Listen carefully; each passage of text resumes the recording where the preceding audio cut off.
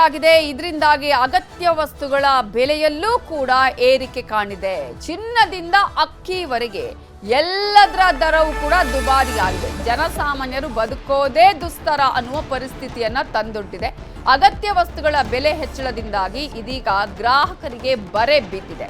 ಚಿನ್ನದಿಂದ ಹಿಡಿದು ತಾವು ತಿನ್ನುವಂತಹ ಅಕ್ಕಿವರೆಗೂ ಕೂಡ ಇದೀಗ ಅಗತ್ಯ ವಸ್ತುಗಳ ಬೆಲೆಯಲ್ಲೂ ಹೆಚ್ಚಳ ಆಗೋದ್ರ ಮೂಲಕ ಮಧ್ಯಮ ವರ್ಗ, ಬಡ ವರ್ಗಕ್ಕೆ ಏನು ಸಮಸ್ಯೆ ಅಂತ ಹೇಳಿದ್ರೆ ಅವರ ಮೇಲೇನೆ ಪ್ರಮುಖವಾಗಿ ಪರಿಣಾಮ ಬೀರುವುದು.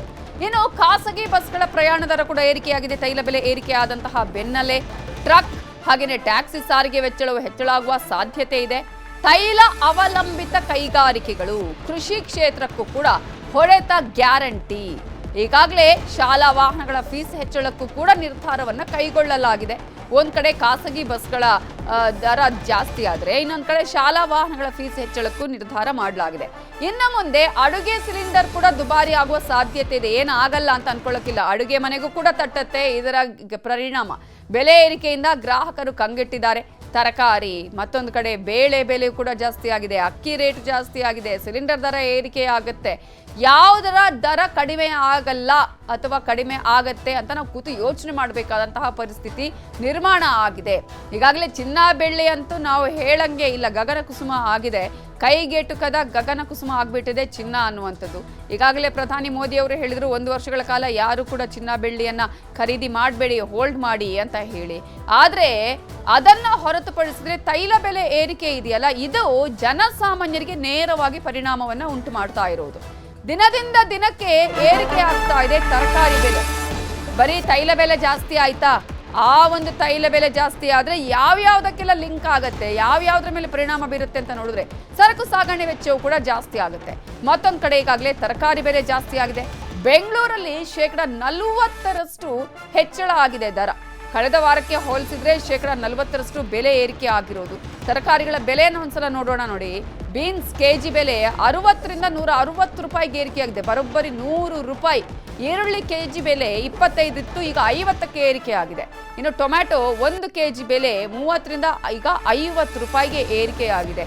ಕೆಲವೊಂದು ಸಂದರ್ಭದಲ್ಲಿ ಕೆಲವು ತರಕಾರಿಗಳನ್ನು ಕೊಂಡ್ಕೊಳ್ಳೋರೇ ಇರಲ್ಲ ಅನ್ನುವ ಪರಿಸ್ಥಿತಿ ಇರುತ್ತೆ. 10 ರೂಪಾಯಿ 5 ರೂಪಾಯಿಗೂ ಕೂಡ ಕೊಡ್ತಾರೆ. ಆದರೆ ಈಗ ದರ ಏರಿಕೆಯಾಗಿದೆ. ಹಾಗಲಕಾಯಿಗೆ 40ರಿಂದ 70 ರೂಪಾಯಿಗೆ ಏರಿಕೆಯಾಗಿದೆ. ಬೆಂಡೆಕಾಯಿ 40 ರೂಪಾಯಿ ಇತ್ತು, ಈಗ 20 ರೂಪಾಯಿ ಜಾಸ್ತಿಯಾಗಿ 60 ರೂಪಾಯಿಗಾಗಿದೆ. ಆಲೂಗಡ್ಡೆ 22ರಿಂದ 35 ರೂಪಾಯಿ, 40 ರೂಪಾಯಿವರೆಗೂ ಕೂಡ ಹೋಗಿದೆ. ಹೀಗಾಗಿ ತರಕಾರಿ ಕೊಂಡುಕೊಳ್ಳೋರು ಕೂಡ ಯೋಚನೆ ಮಾಡಬೇಕು, ಏನಪ್ಪ ಇವತ್ತು ಯಾವ ತರಕಾರಿನೂ ಕೊಂಡ್ಕೊಳ್ಳೋದು ಅಂತ ಹೇಳಿ. ಯಾವ ತರಕಾರಿನೂ ಕೂಡ ಮುಟ್ಟಂಗಿಲ್ಲ, ಅಡುಗೆ ಮಾಡಂಗಿಲ್ಲ ಅನ್ನುವಂತಹ ಪರಿಸ್ಥಿತಿಗೆ ಬಂದು ನಿಂತಿದೆ. ಇದರ ಏನೋ ಈ ಒಂದು ದರ ಏರಿಕೆ ಆದರೆ ಏನಾದರೂ ತರಕಾರಿಯ ರೈತರು ಬೆಳೆದಂಥ ತರಕಾರಿ ಬೆಳೆದಂತಹ ರೈತರಿಗೆ ಸಿಗುತ್ತಾ ಅಂತ ಹೇಳಿದ್ರೆ ಅದು ಕೂಡ ಅವರಿಗೆ ಸಿಗದಂತಹ ಪರಿಸ್ಥಿತಿ ನಿರ್ಮಾಣ ಆಗಿದೆ.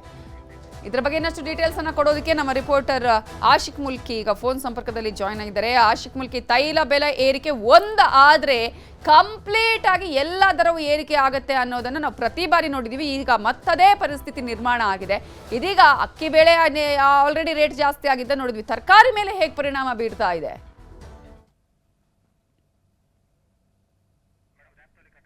ಓಕೆ, ಅವರ ಸಂಪರ್ಕ ಸಾಧ್ಯ ಆಗ್ತಾ ಇಲ್ಲ. ಮತ್ತೊಮ್ಮೆ ಸಂಪರ್ಕಿಸುವಂತಹ ಪ್ರಯತ್ನ ಮಾಡೋಣ. ನಾವೀಗಾಗಲೇ ನಿಮಗೆ ತರಕಾರಿ ಬೆಲೆಗಳನ್ನು ತೋರಿಸ್ತಾ ಇದ್ವಿ ನೋಡಿ. ಏಕಾಏಕಿ ದರ ಏರಿಕೆ ಆಗಿದೆ. ಒಂದೇ ದಿನದಲ್ಲಿ ಯಾವ ವಸ್ತುಗಳ ದರ ಏರಿಕೆ ಆಗಿದೆ ನೋಡಿ. ಪ್ರತಿಯೊಂದರ ಮೇಲೂ ಪರಿಣಾಮ ಬೀರಿದೆ. ಈಗ ಅಕ್ಕಿ ರೇಟನ್ನು ನಾವು ನಿನ್ನೆ ತೋರಿಸ್ತಾ ಇದ್ವಿ, ಇವತ್ತು ಹೇಳ್ತಾ ಇದ್ವಿ ಎಷ್ಟೆಷ್ಟು ರೇಟ್ ಜಾಸ್ತಿ ಆಗಿದೆ ಅಂತ ಹೇಳಿ. ಇವತ್ತು ತರಕಾರಿ ಬೆಲೆಗಳಲ್ಲಿ ನೋಡಿ ಎಷ್ಟರ ಮಟ್ಟಿಗೆ ಜಾಸ್ತಿ ಆಗಿದೆ, ದುಪ್ಪಟ್ಟೆ ಆಗಿದೆ ಕೆಲವು ಕಡೆಗಳಲ್ಲಿ. ಈಗ ನಾವು ಬೀನ್ಸ್ ಅನ್ನ ತೆಗೆದುಕೊಂಡ್ರೆ 40-60 ರೂಪಾಯಿ ಇತ್ತು, 100 ರೂಪಾಯಿಗೆ ಏರಿಕೆ, 160 ರೂಪಾಯಿಗೆ ಏರಿಕೆ ಆಗಿದೆ. 100 ರೂಪಾಯಿ ಒಮ್ಮಿಂದೊಮ್ಮೆನೆ ಏರಿಕೆ ಆಗಿರುವಂಥದ್ದು. ಆಲೂಗಡ್ಡೆ 22 ರೂಪಾಯಿ ಇತ್ತು, ಈಗ ಒಮ್ಮಿಂದೊಮ್ಮೆನೆ 40 ರೂಪಾಯಿಗಾಗಿದೆ. ಹೂಕೋಸು 25 ರೂಪಾಯಿ ಇತ್ತು, ಈಗಿನ ದರ ನೋಡಿದ್ರೆ 40 ರೂಪಾಯಿ ಆಗಿದೆ. ಕ್ಯಾಪ್ಸಿಕಮ್ 30 ರೂಪಾಯಿ ಇತ್ತು, 45 ರೂಪಾಯಿಗೆ ಏರಿಕೆ ಆಗಿದೆ. ಹಾಗಾಗಿ ಜನಸಾಮಾನ್ಯರು ಊಟ ಮಾಡಬೇಕು, ತರಕಾರಿಗಳನ್ನು ತಗೊಳ್ಳೋ ಬೇಡ ಅನ್ನುವ ಪರಿಸ್ಥಿತಿ ನಿರ್ಮಾಣ ಆಗಿದೆ. ಇದರ ಬಗ್ಗೆ ಇನ್ನಷ್ಟು ಡೀಟೇಲ್ಸ್ ಕೊಡೋದಕ್ಕೆ ನಮ್ಮ ರಿಪೋರ್ಟರ್ ಆಶಿಕ್ ಮುಲ್ಕಿ ಈಗ ಫೋನ್ ಸಂಪರ್ಕದಲ್ಲಿ ಜಾಯ್ನ್ ಆಗಿದ್ದಾರೆ. ಆಶಿಕ್ ಮುಲ್ಕಿ, ಕೇವಲ ಚಿನ್ನ ಬೆಳ್ಳಿ ಖರೀದಿಸದಿದ್ರೆ ನಡೆಯುತ್ತೆ ಅಂತ ಅನ್ಕೊಂಡ್ವಿ. ತೈಲ ಬೆಲೆ ಏರಿಕೆ ಆಗಿದ್ದು ಪ್ರತಿ ಒಂದು ವಸ್ತುಗಳ ಮೇಲೂ ಕೂಡ ದರ ಏರಿಕೆಯ ಪರಿಣಾಮವನ್ನ ಜನಸಾಮಾನ್ಯರು, ಮಧ್ಯಮ ವರ್ಗದವರು, ಬಡ ವರ್ಗದವರೇ ಅನುಭವಿಸುವ ಪರಿಸ್ಥಿತಿ. ತರಕಾರಿಗಳ ಪರಿಸ್ಥಿತಿ ಹೇಗಿದೆ ಈಗ ಅಂತ ಹೇಳಿ ದರ ಏರಿಕೆಯಲ್ಲಿ? ಖಂಡಿತ ನವಿತಾ, ಅಂದ್ರೆ ನೀವ್ ಹೇಳಿದ ಅಕ್ಷರಶಃ ಸತ್ಯ. ಅಂದ್ರೆ ಎಲ್ಲಾ ಬಗೆಯ ಆಹಾರ ಪದಾರ್ಥಗಳು, ತರಕಾರಿಗಳಾಗಿರ್ಬೋದು, ಅಂದ್ರೆ ಪ್ರತಿದಿನದ ಜೀವನವನ್ನ ಸಾಗಿಸೋದಕ್ಕೆ ಯಾವೆಲ್ಲ ಅಗತ್ಯ ವಸ್ತುಗಳಿದೆ ಬಹುತೇಕ ಎಲ್ಲ ಅಗತ್ಯ ವಸ್ತುಗಳ ಬೆಲೆಯೂ ಕೂಡ ಏರಿಕೆ ಆಗಿರುವಂತದ್ದು. ತೈಲ ಬೆಲೆ ಒಂದು ಏರಿಕೆ ಆದ್ರೆ ಸಾಕು ಬಹುತೇಕ ಜನಜೀವನದ ಒಂದು ರೀತಿಯೇ ತಿರುಗಿ ನಿಲ್ಲುವಂತ ರೀತಿಯಲ್ಲಿ ಸದ್ಯದ ಪರಿಸ್ಥಿತಿ ಇರುವಂತದ್ದು. ಸದ್ಯಕ್ಕೆ ಕಳೆದೊಂದು ವಾರದಲ್ಲಿ ತರಕಾರಿಯ ದರವು ಕೂಡ ದಿನದಿಂದ ದಿನಕ್ಕೆ ಏರಿಕೆ ಆಗ್ತಾನೆ ಹೋಗ್ತಾ ಇದೆ. ಬಹಳ ಅಚ್ಚರಿ ಅಂತಂದ್ರೆ ಕಳೆದ ವಾರದಲ್ಲಿ 40 ರೂಪಾಯಿ 50 ರೂಪಾಯಿಗೆ 60 ರೂಪಾಯಿಗೆ ಸಿಗ್ತಾ ಇದ್ದಂತ ಬೀನ್ಸ್ ದರ ಇವತ್ತಿನ ರೇಟ್ 80 ರೂಪಾಯಿಯಿಂದ 140 160 ರೂಪಾಯಿಗೆ ಮಾರಾಟ ಆಗ್ತಾ ಇರುವಂತದ್ದು. ಕೇವಲ ಒಂದು ಬೀನ್ಸ್ ಮಾತ್ರ, ನಾವು ಈರುಳ್ಳಿ, ಟೊಮೆಟೊ, ಹಾಗಲಕಾಯಿ, ಬೆಂಡೆಕಾಯಿ ಯಾವುದೇ ತರದ ತರಕಾರಿ ಪದಾರ್ಥವನ್ನ ತೆಗೆದು ನೋಡಿದ್ರು ಕೂಡ ಅದರ ದರ ಕನಿಷ್ಠ ಒಂದು 20 ರೂಪಾಯಿ ಜಾಸ್ತಿ ಆಗಿರೋದು ಇವತ್ತಿನ ಮಾರ್ಕೆಟ್ ಅಲ್ಲಿ ಅದೇ ರೇಟ್ ಚಾಲ್ತಿಯಲ್ಲಿ ಇರುವಂತದ್ದು. ಇದಕ್ಕೆ ಪ್ರಮುಖ ಕಾರಣ ವರ್ತಕರನ್ನ ಮಾತಾಡುವಂತ ಸಂದರ್ಭದಲ್ಲಿ ಅವ್ರು ಹೇಳ್ತಾ ಇರುವಂತದ್ದು ಒಂದು, ಅದರ ಸಾಗಾಣಿಕೆ ವೆಚ್ಚ ಜಾಸ್ತಿ ಆಗ್ತಾ ಇದೆ ಅಂತ ಮಧ್ಯವರ್ತಿಗಳು ಹೇಳ್ತಾ ಇದಾರೆ ಅನ್ನುವಂತ ಒಂದು ಮಾತನ್ನು ಹೇಳ್ತಾ ಇದ್ದಾರೆ. ಅಂದ್ರೆ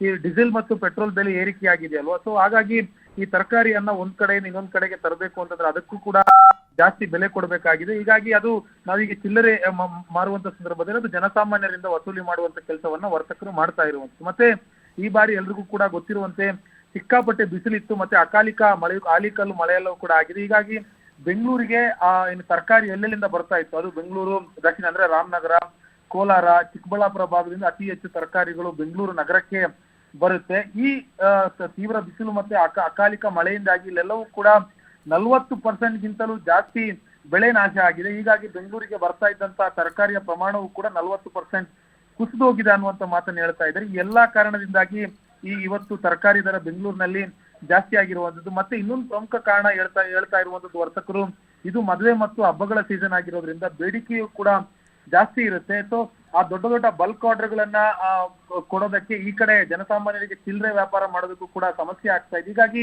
10 ರೂಪಾಯಿಂದ 15-20 ರೂಪಾಯಿ ಬೆಲೆ ಏರಿಸಿ ಮಾರಾಟವನ್ನ ವರ್ತಕರು ಮಾಡ್ತಾ ಇರುವಂತದ್ದು. ನೀವು ನಗರದ ಯಾವುದೇ ಮಾರ್ಕೆಟ್ಗೆ ಹೋದ್ರೂ ಕೂಡ ಸದ್ಯಕ್ಕೆ 20-25 ರೂಪಾಯಿ ಹೆಚ್ಚಿನ ದರವನ್ನೇ ಎಲ್ಲಾ ತರಕಾರಿ ಮಾರಾಟಗಾರರು ಕೂಡ ಪಡಿತಾ ಇರುವಂತದ್ದು. ಇದು ಮುಂದಿನ ದಿನಗಳಲ್ಲಿ ಮತ್ತಷ್ಟು ಏರಿಕೆ ಆಗುವಂತ ಒಂದು ಸಾಧ್ಯತೆಗಳನ್ನು ಕೂಡ ವರ್ತಕರು ವ್ಯಕ್ತಪಡಿಸ್ತಾ ಇರುವಂತದ್ದು. Navitha, thank you Ashik Mulki ಡೀಟೇಲ್ಸ್ಗೆ.